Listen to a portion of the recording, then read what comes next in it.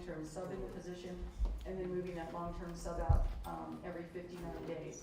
So we will be hiring continuously until all positions are filled. That was my next question. Do we have any long-term subs right now? We have long-term subs in the positions, and I say long-term because we're in the process of hiring. We have substitutes in the position that will stay in the position until the person is onboarded and in the classroom. Is there a number that you want to talk about? Right, we're considered those daily subs. We don't move into long-term status until day 60.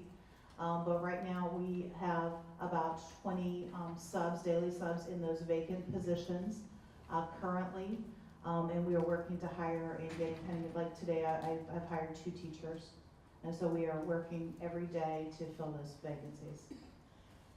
Ms. Belmont, how many did we have last year at this time? Do you recall? We had about 60 on the first day. Thank you, Mr. President. Board members, Dr. Thank you, Mr. President. Math and science has always been an issue, and that's an issue statewide. Chemistry, I know, is one of those areas that's hard to find. What can we do to be more competitive to attract math and science teachers? Is there something we could do in the district to, figure out a way to make us more attractive? Because it's a competition for those positions. There are a couple things that that come to mind quickly. We took care of some issues with our teacher salary schedule. I would still suggest that there are more competitive schools around us that offer both at the beginning end and at the end a more substantial salary. That's something in the future that this board will need to consider, or future boards will need to consider. There's also an opportunity to offer incentives, but those would have to be negotiated with the DEA in order to be fair and to work with both the treasurer, HR, and DEA to determine what would be workable and what could we do in order to get people. We already have City of Learners incentives that we provide, which is several different types of incentives. For example, some money for down payment on a home or rent, money that's provided by the city, some perks with some different organizations that are around the city. But if you want to do a different type of incentive like some of the other urban districts do outside of Ohio, we can negotiate some of those things once we speak with the treasurer and HR and DEA. Thank you. Any other questions regarding human resources? The next item on the agenda for your review and discussion are contracts.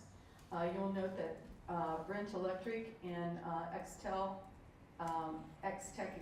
partners, both those contracts have been pulled at this point in time. The other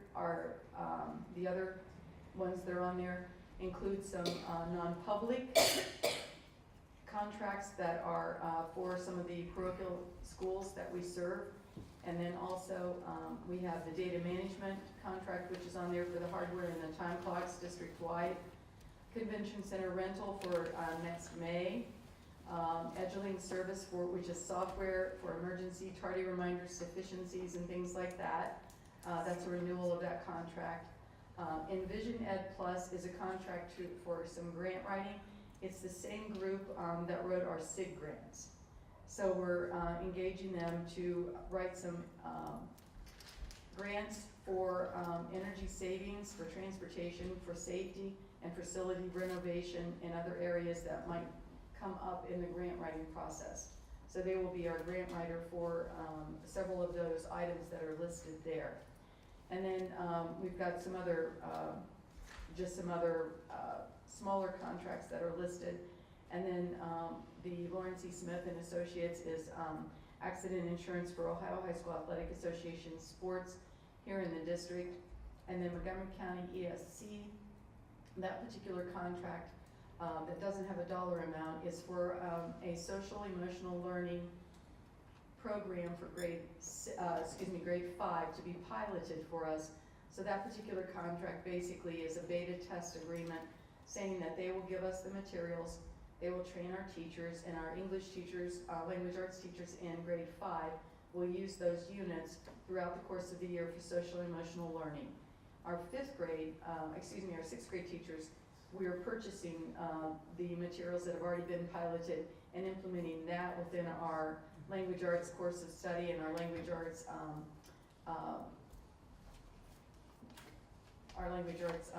pacing guide, excuse me, I lost my train of thought. Language arts pacing guide for this year. So that social and emotional learning piece will go into the 5th grade and the 6th grade for this year. They're creating a new one for 4th grade, so you'll likely see a repeat of this contract for a pilot for 4th grade next year. And then, of course, the one-to-one assistance, the contract is listed there. That is for those students that need to have a special paraprofessional that's assigned to them one-to-one. We purchased some of the services from the Montgomery County ESC. And then we have software for implementing school safety plans. Solution Tree is professional development to continue for our principals this year, and our curriculum team as well. That was Dr. Mohammed's came here in early July, the 9th and the 10th, and presented to our principals. We're expanding that with Solution Tree. They're the company that he works for. We're expanding those opportunities for our principals in leadership training and culturally responsive work inside each of the schools, and we're extending that into the curriculum area as well, curriculum office area for training.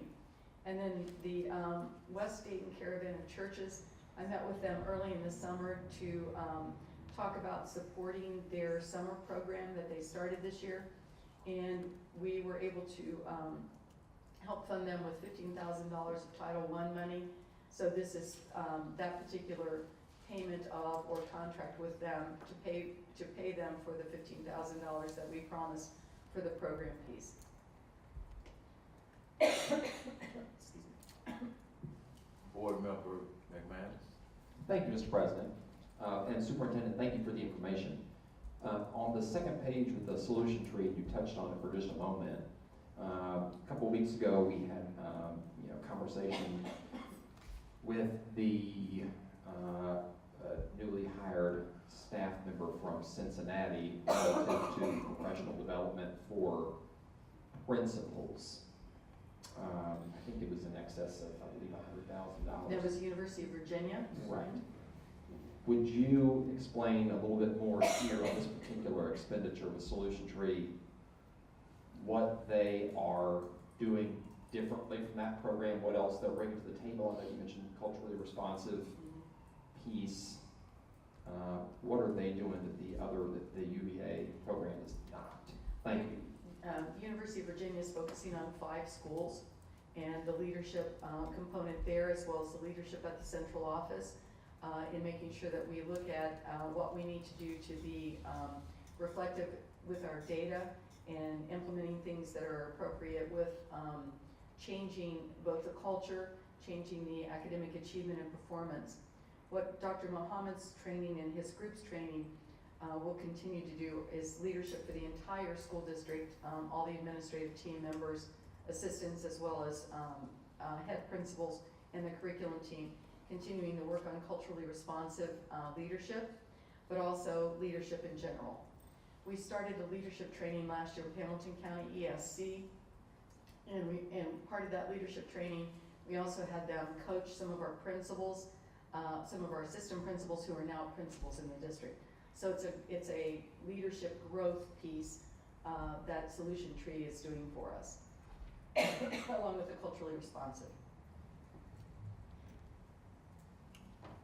Board Member Al Hamdani. Thank you, Mr. President, and thank you, Superintendent Lolli. Can you expand a bit on the West Dayton Caravan? I'm really glad to see that we're working with them.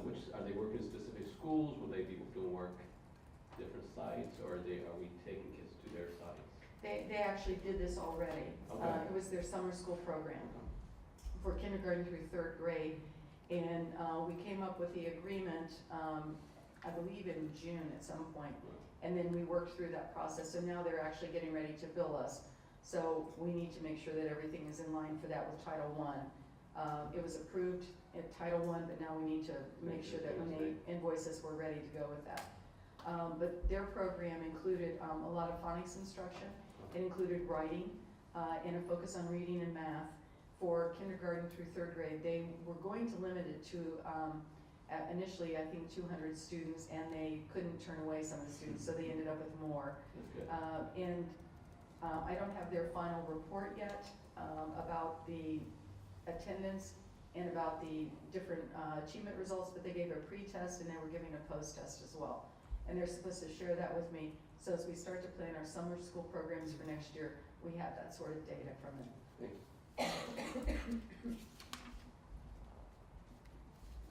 Board Member Ryan.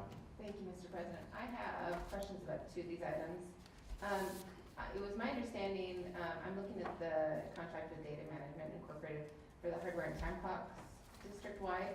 I know that, was it last year or the year before, we got the new digital thumb time clocks, but what is this item for specifically?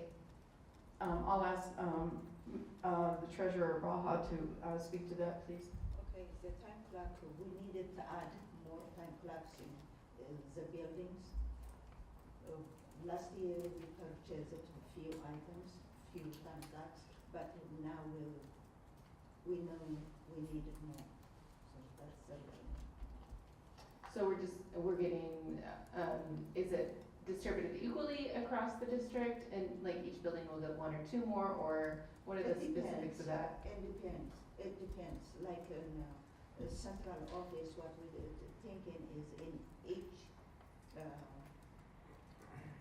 place we will put one in each floor. Mm-hmm.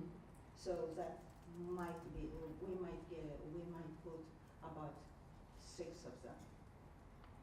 Because since we are requiring to clock out and in for lunch hours, Mm-hmm. it is inconvenient for some of the employees to get up and clock out and clock in again and clock out again. Okay, thank you. And then my second question was the contract with Navigate Prepared for the software system for developing, accessing, and implementing school safety plans. Could you give us more information about that and how it works with, I assume, our ALICE training that we have for school safety? Is that correct? No? What am I thinking? Okay. Could you go over this, please? Thank you. Yes, I'm gonna ask Dr. Burton to, speak to that since that's in her program area. The Navigate, software for developing and, accessing and implementing school safety plans for the State Department. So one of the things that we needed to do, we needed to have a system that would give us a blueprint of all of our buildings. So when we're working with security and we say that it's in this classroom or that classroom, we're able to ensure that the police department knows where all classrooms are located, should we call them in emergency situations. So we had this company come through and do blueprints of every building. So we can provide that information to the fire department, to the police department, and any other emergency management department, should they need the information. And there are a number of other things that the system would do, but the number one thing was to ensure that our first responders have accurate information as to the design and the layout of buildings.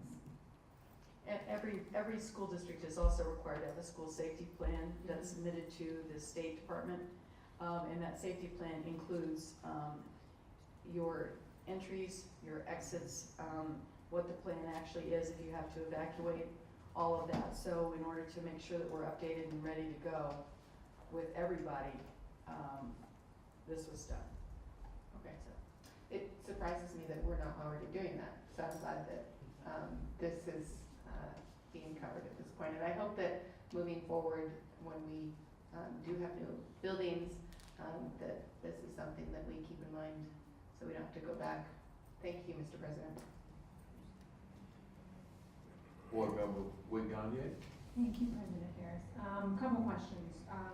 On the Montgomery County ESC, the social emotional learning components, though it doesn't cost any money, that's a real soft spot in my heart because I believe that that's a huge factor in continuing to develop our kids. Will we have an opportunity to see what those models look like, what Montgomery County ESC is doing with our teachers, think that's really interesting. I'm interested in that as a board member, so that's something. And then on the West Dayton Caravan of Churches, much like we had the people from Omega come and make a presentation as to what their program looked like, I think it would be really nice to see something from that organization as well, so that we assure that our investments are being, we're being good stewards. And on the professional development, professional development occurs on professional development days, is that right? So the solution tree learning, that would be a program that teachers would attend during those designated days throughout the year? Actually, solution trees for principals, so on January 4th, which is a non-student day, they will be here, and on June 4th, which is a non-student day, they will be here. Thank you. And the response to the question about the Montgomery County Social Emotional Program, I'm happy to ask that Chief Mack prepare a presentation on that for the perhaps the September review session. Because our teachers have been some of the teachers have been trained already, but our teacher leaders were introduced to it today, and Chief Mack has been put through it already. It is a journaling reading program. There are books that the students read, and then they respond in writing to what they're reading, what they're thinking, how they're working through some of those issues. Board Member McManus. Thank you, Mr. President. Dr. Burton, if I may, would you please repeat the piece about the blueprints? It's important that first responders have a blueprint of the exits in all buildings where classrooms are located. So, for example, if we said we had a shooter in the West Wing in this classroom, that they would know exactly where that's located in a building. And Naviance provides that updated information that we share with all of our first responders. And thank you, and that's very good to hear. It was my understanding that we had blueprints of all of our facilities housed downtown. Is that not accurate? We do, but they're not up to date, and they don't provide the information that we need our first responders to have.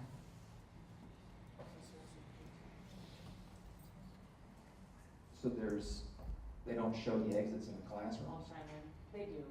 So, Navigate Prepared, from what I understand, is sort of an updated version. It makes these blueprints a little more user-friendly. We're required by law to submit these school safety plans every year. We've been doing so every year. But I think what this company did, this is the company that came in and took the 360. So if you're thinking about our plan last year, you've got your basic aerial shot blueprint, and you can figure it out, but a little dated. Navigate Prepared came into each room, took a 360 digital image, and compiled it digitally. So now we have both a hard copy blueprint to be able to provide, but then also, if there's details about the layout of a building, we now have that information in a much more updated and accessible format. That's wonderful to know, and that's a very good service, so thank you. Thank you, and thank you, Council, Mr. President. Thank you. I would suggest that we make that information available to our parents. We've been talking about safety, and I think they would feel more comfortable knowing that we're updating Dr. Burton.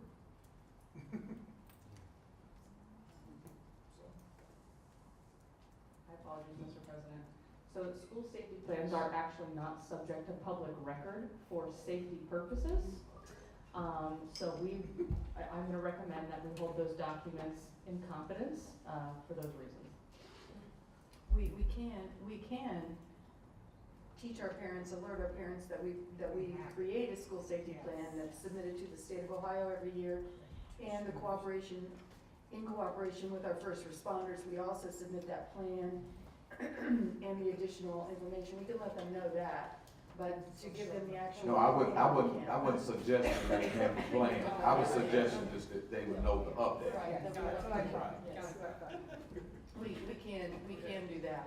But it's been, I think school safety plans, we've been required to do school safety plans maybe for the last, is it 10 years now? It's been about 10 years that we've submitted them to the State Department each year. And then they notify you if you don't have one for every building. So it's pretty serious. Mhm. Right. Any other concerns, board members, regarding contracts? All right, let's move on. Next item on the agenda is a DP&L right-of-way and easement, and I'm going to ask that Attorney Bradshaw review this with the board. Sure thing, thank you, Dr. Lolli. So on the attachment, you'll see, it's a fairly standard right-of-way and easement. DP&L is working on running electric to the new library. And that of course requires that they go underground, just under land that we own.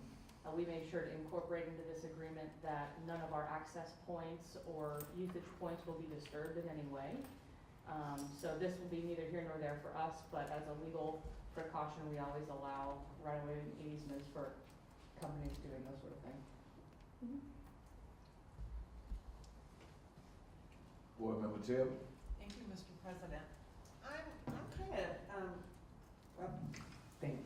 I'm kind of baffled because when I drive by where the library is being built, it looks to me like the exit from Dayton Public Schools is barricaded.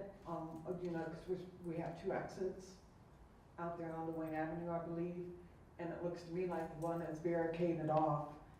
And I don't understand that. I did not think that any of their work was going to disturb anything other than a baseball field on that property.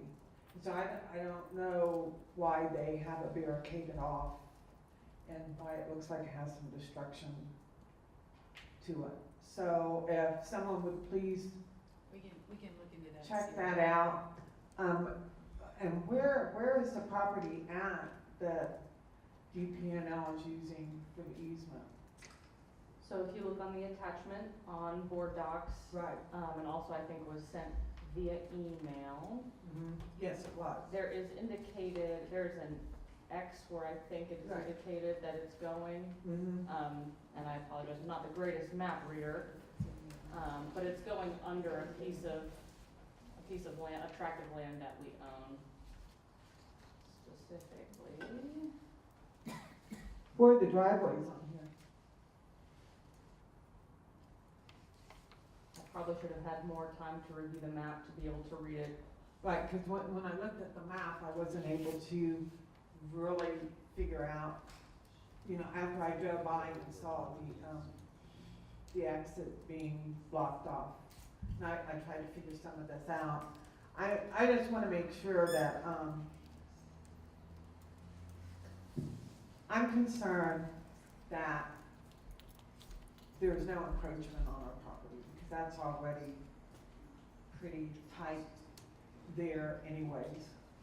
And so my question is, do they have one of our exits barricaded? And is this easement gonna make any kind of difference with the traffic flow coming in and out of the building is it under the driveway? You know, I'm not real sure where it's at.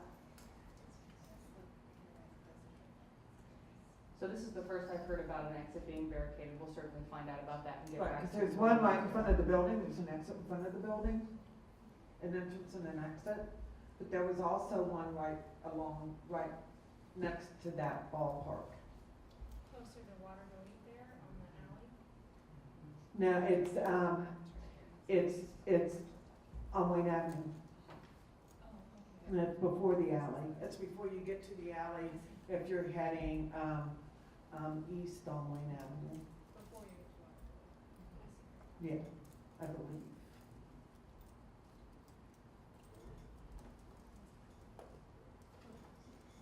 So you said someone's gonna go by Yeah. and look and really kind of figure out. We'll have an answer for you before you vote on the easement. Okay. And both of those ballparks are being used, are they both usable now? I can't answer that either, I don't know. We'll find out for you. Thank you.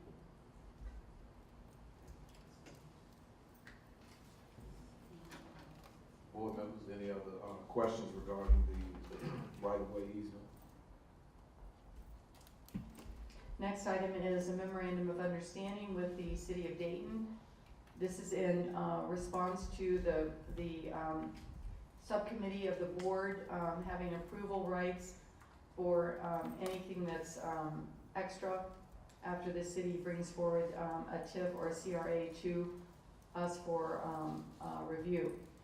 The main sections of this are the first one is the city's required to do due diligence and make sure that it's appropriate for either a CRA or a TIF, and that it's not going to be anything that hurts the school system.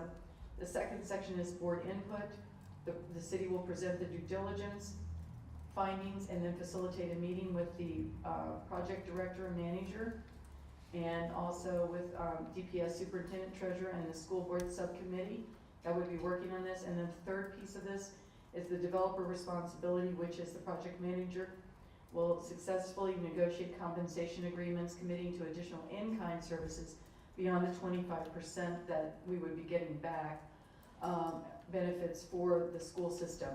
And that could include things like internships, apprenticeships, sponsorships, training programs for educators or staff, access to services or event space, and any kind of DPS project or initiative support. So if we wanted to request science fair funding, for example, that could be something that we negotiated, or band instruments, that could be something we negotiated, which would be included in that initiative support piece of that. So it's kind of open for us to work with them.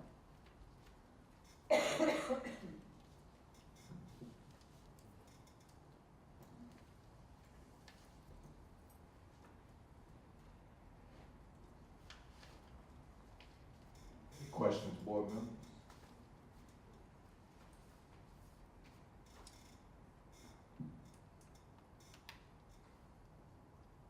President Harris, if I Board may. member Ryan? Will we have, so I have a couple questions. First of all, looking at section 3 with developer responsibility, will those compensation agreements be in writing? I know that we already have several compensation agreements. And what process will we go through? I know that the developer and the project manager will go through that negotiation, but will we see those at the end of the agreement? Will they ask for any district input during that point? I just want to make sure that we're covering all of our bases and making sure that we have that in writing, and that they, you know, if we're going to ask for things for science fair, I expect that there will be things that we think of that we would like with this agreement, that the development project manager will do.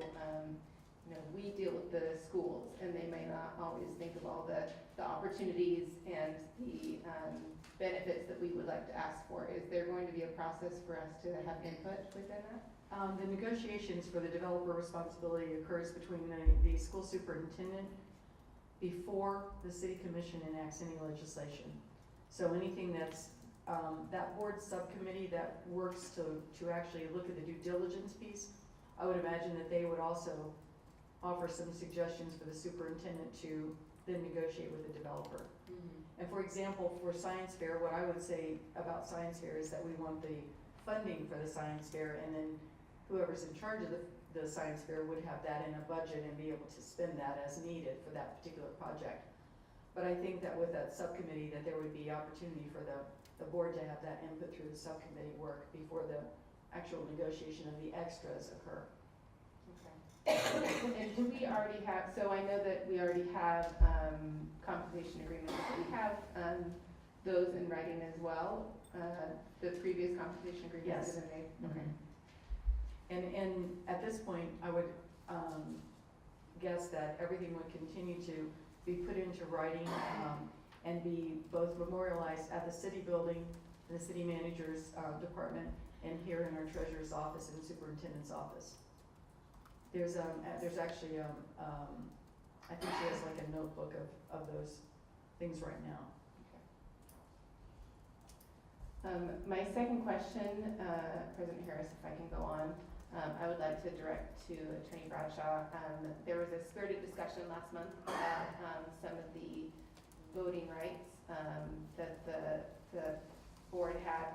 Does how does section 2 intersect with the discussion that we had last month?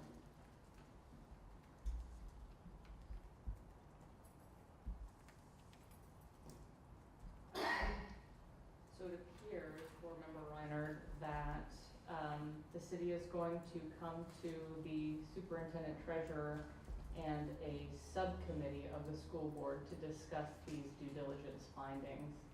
And then I imagine from there, we'll probably lead into the discussion regarding compensation agreements and in-kind services, things like that.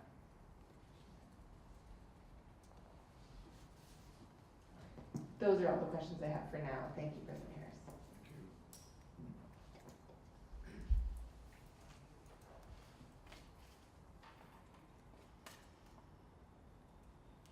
Last item for my recommendations is the organizational chart, 2018-19. You'll need a magnifying glass. However, you'll notice on here that the positions are arranged in order. The treasurer is on the right-hand side. The superintendent is on the left side, and then down below with the different departments and the different chiefs of schools falling underneath the associate superintendent of academics role, and then the different departments in operations and assessment falling under, and HR falling under the associate superintendent of operations and student services. And then a variety of positions there. You will note that males of color are not listed on here. When we originally had Dr. Hill as one of the chiefs of curriculum in math and science, one of the areas that reported to him was males of color, and I requested that we not change that supervision piece again on that organization. So Dr. Hill is still the supervisor for males of color, even though he's the principal of Belmont High School at this point in time. So it is off of this chart, but they're working together, as you'll note in the announcement of the Males of Color Summit on August 25th. Dr. Hill will be there to give opening remarks as well as present.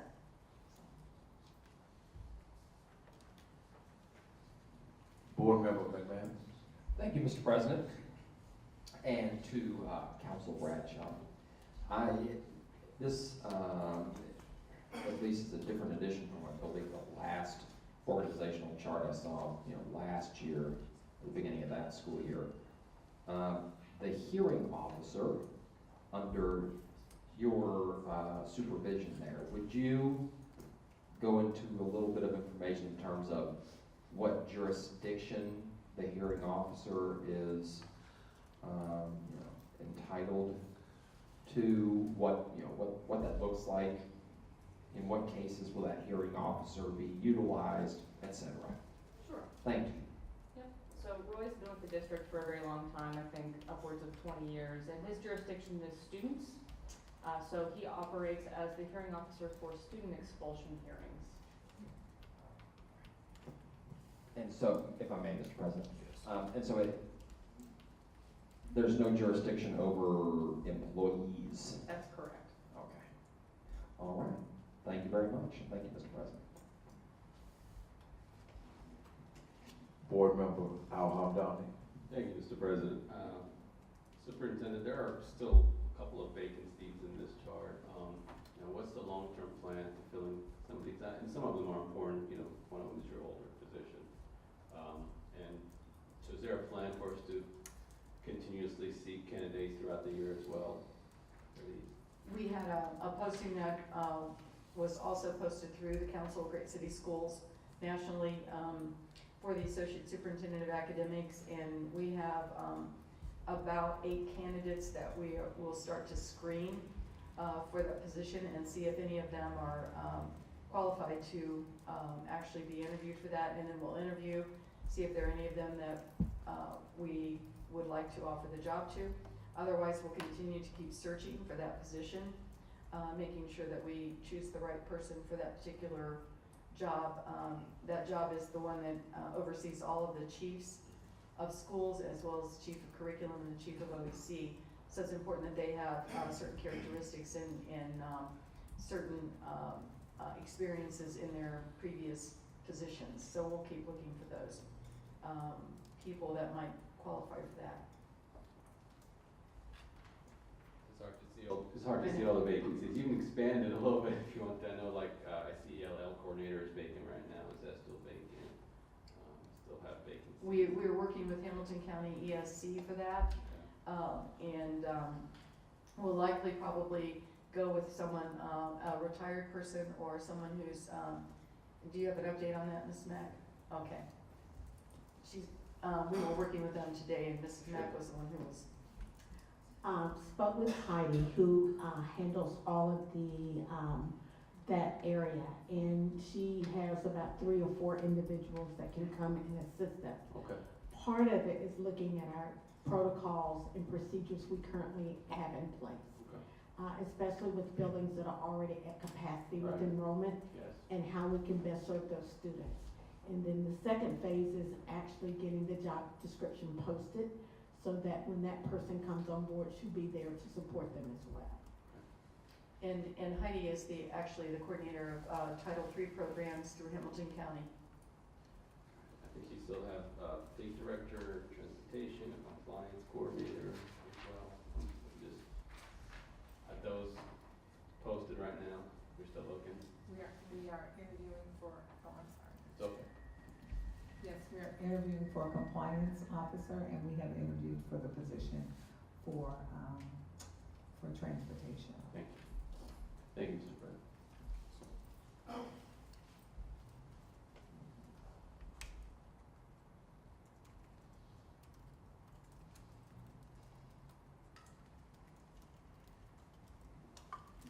Any other concerns about the organizational chart, board members?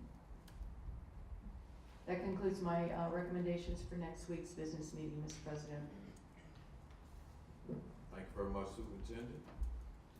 This time we will have our treasurer's recommendations. Okay, I have three positions from different departments, and the cabinet are here. If you have any questions, we'll answer them.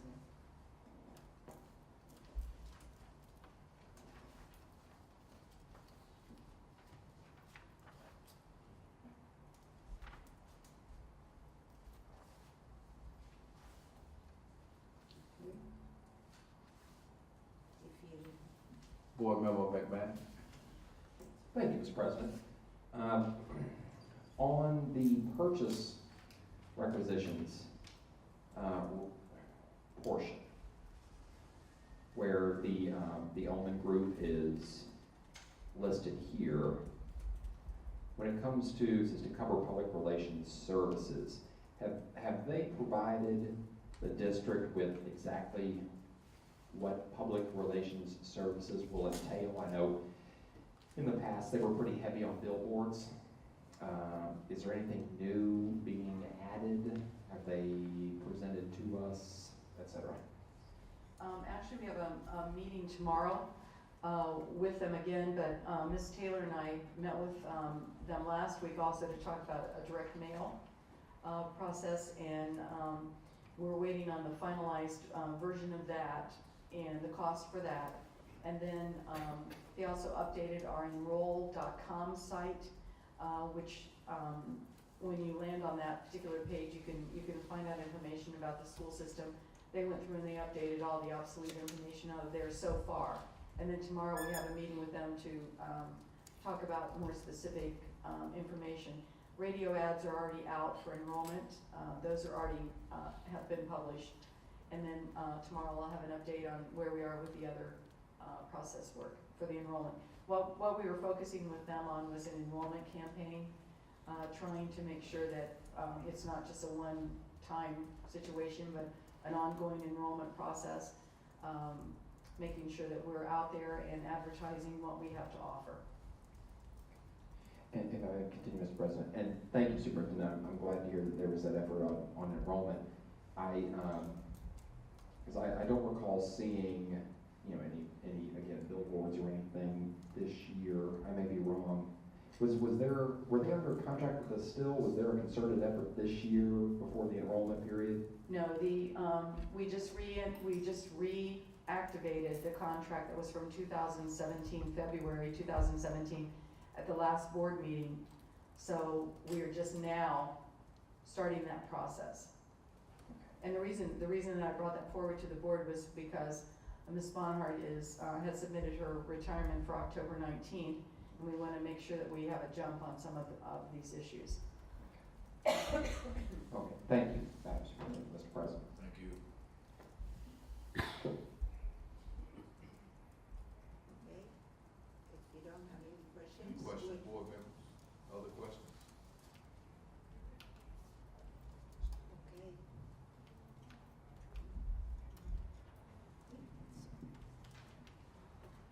So we'll move to minutes. I don't think you will have question on that one. We'll go to item C, donations. We have some donations which we need to recognize. These are donations from Beta Omega chapter, 1,480. And this is Darlene Method, $1,000 piano. JYD Innovations, they gave us 450. And Shiloh Baptist Church, 1,290.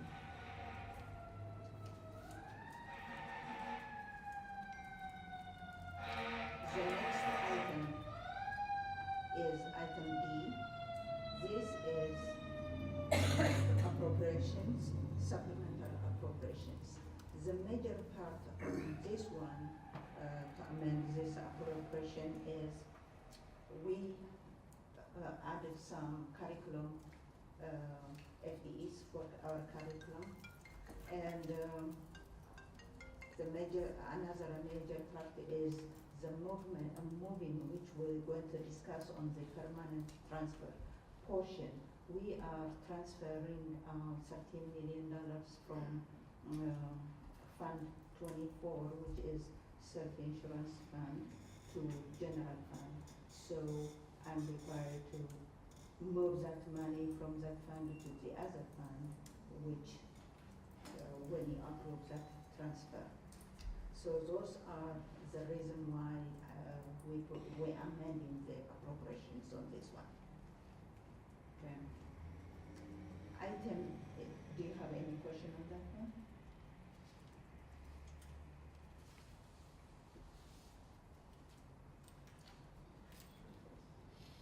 Okay, we will move to item E, which is certificate of estimated resources. We are required to show our beginning fund balance when we start the year, and some are estimated resources, as you can see. So we are showing the county what we have cash at the beginning of July 1st, and what we are expecting from property taxes and other sources. So the property taxes is what we estimating according to their estimate, the valuation, and everything is 83.1 million. From other sources is the foundation, the federal, and the local. Everything added up, what our estimated revenue is going to be 308.8 million. So we have to send this one to be certified by the county auditor. So they will give us a certificate of available resources. That's the reason why I'm asking her to approve this one before I send it to the county auditor. Do you have any question on this one? Okay. We will move to item F. item F is then and now. President, if I may, Yes, board member, Donna, you had a question? no, there's an error message that we're receiving when we're trying to open Yeah. the then and now, so I don't know if there's anything you could provide us on paper, if you have it, that'd be very helpful. Thank you. Give me a second, go to the Yeah, I will next go. item. Okay. My next item is the item G, which is permanent transfer. This one is in May, you approved it, to request the transfer to the commissioners, tax commissioners. So now they approved it, it's okay because they reviewed everything what we have in our insurance fund, which is Fund 24. And it is legal to approve, so they send us a letter that saying you have enough money for your health services insurance fund, so you can transfer it. Now I am requesting you to approve me to transfer that fund to general fund.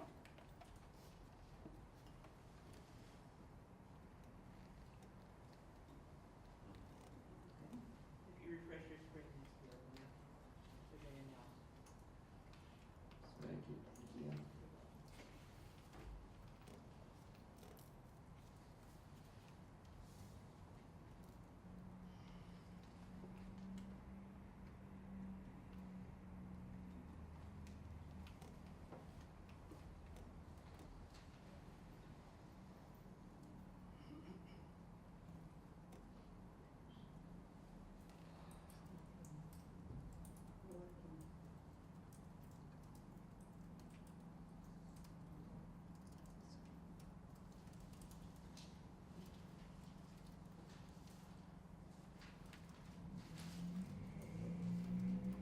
Right.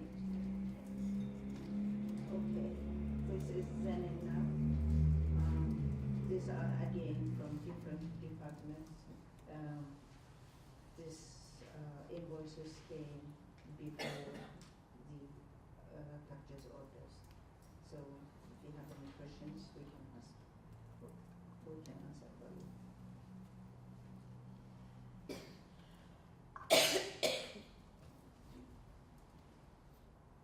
Treasurer Alvarado, can you clarify, what is the International Alliance of Registered Stagehands? What do they do?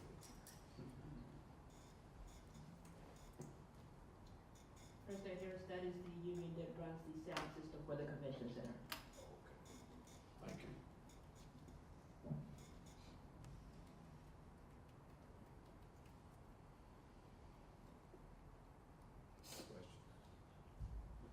Questions? Okay, that concludes my recommendations. Thank you very much. Treasurer Alvarado.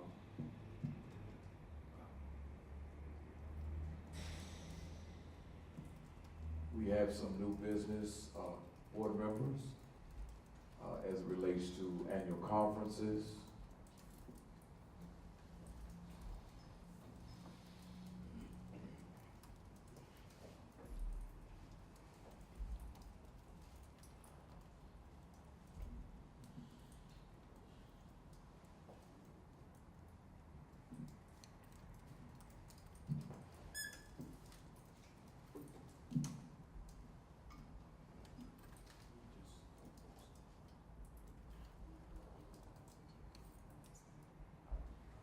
Mr. President, are you asking for volunteers to go to these conferences? I am. All right, then. That's- Everybody pull out your calendars. Dr. Walker has spoken to me earlier regarding the CUBE conference, September. Are we only sending one person per conference? Is that the request, or if you don't mind clarification on that? In the past, I believe, for the larger conferences, there's been one person that's gone, and then for the OSBA, it's as many board members that would choose to go. The legislative conference for OSBA, probably just your legislative rep. The Council of Great City Schools, that's typically one board member as well. And I'm not sure about NSBA, the national one in the spring. That is typically one as well, and we don't have to decide today who is going, this is just the, board We have to approval for approve the deciding when it goes through the year. I'll get with you through the year as it gets closer and registration opens for each of the offices. Okay, thank you. Thank you. Board Member Taylor?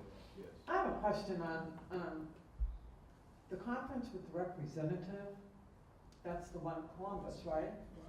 Is that the representative for the Sunshine Law, or is that the representative for a conference? Because I don't ever remember, I remember that we needed to have somebody taking the Sunshine Law training, but I don't remember that we had to have. No, are you speaking of the next item on the agenda? I don't know. I think she Because is. whatever it is that I No, keep hearing that we have to appoint That is part someone of, to go. the item B is part of the capital conference, and, but that is for the business meeting. They have their business meeting, and we have to send one person. We don't have to send, we have the option of sending one person. The board has to approve that one person and an alternate. In years past, to rotate between Mr. Lee and Joe Lacy, one of them was usually the representative, the other the alternate. We At do the not have- business meeting? Correct, and only that person who is approved by the board, I have to actually send in the resolution, or the alternate can attend that meeting, not both, and no substitutions. But doesn't someone also need to attend the Sunshine That's and separate, get and I, certification? that's separate, and I normally tag you all for that once I know who's going to go. Board members, excuse me, board members, let me just, share with you that, board member Jocelyn Reiner has volunteered to serve as the delegate, and board member Dr. Robert Walker will serve as the alternate. So you take care of that matter. So then, I'm sorry if I may. So then how about the Sunshine Law, conference or training? For the retainer, are you volunteering? No, I'm not going. No, I've been to, what, 4 of those, 5 of those now? But you Yeah, still I did mine. But I do think that, some folks from the board need to go because they don't seem to understand the Sunshine Law. We are required to have at least one member of the board attend sunshine law training annually, and then you are the representative to come back and train the rest of the board. That training is also offered during the Capitol Conference, so if you will review the schedule and see the date it's going to occur, you want to be represented for that. We don't have, that doesn't have to be voted on, I just need one of you to go, and then we'll give you a certificate that I need you to bring back to me.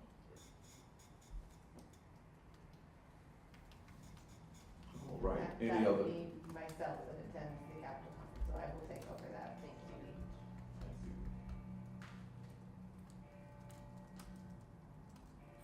All right, I believe we have concluded our business for this evening. I apologize.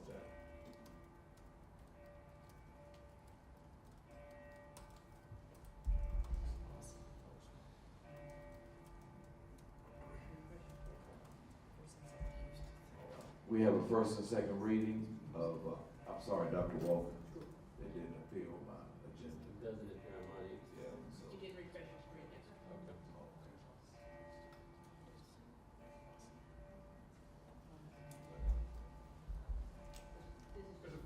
It's a first and second reading concerning the evaluation of professional staff.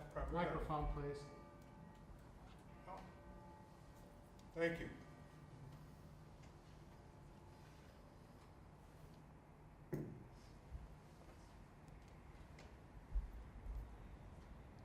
That'd be first and second reading of AFC-1, also CGCN-1, and GCN-1, also AFC-1.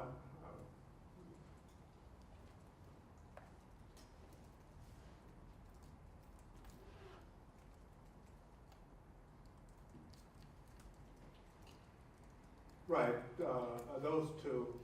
And I would encourage you to read those and be familiar with them, and maybe Attorney Bradshaw may want to just say a word of a heads up of where we are with those policies, so that if you want to become more familiar, you would look at, go a little deeper in terms of your research. Thank you, Dr. Walker. Today, the policy committee met and discussed policy AFC-1, also named GCN-1. This is the policy that governs the evaluation of teachers through our OTES process. And the law allows for certain provisions in that policy based on district choice on how they'd like to evaluate and on what timelines. So the committee met today, had a good discussion, came to an agreement. The committee motioned and seconded for a certain version of this policy to be approved first and second reading. The reason is it's urgent as the academic year is kicking off. And so what I can do is email a draft of that policy around for your review so that you have the opportunity to read it and ask questions prior to its approval on Tuesday. It's in there. Sharice is a step ahead of me.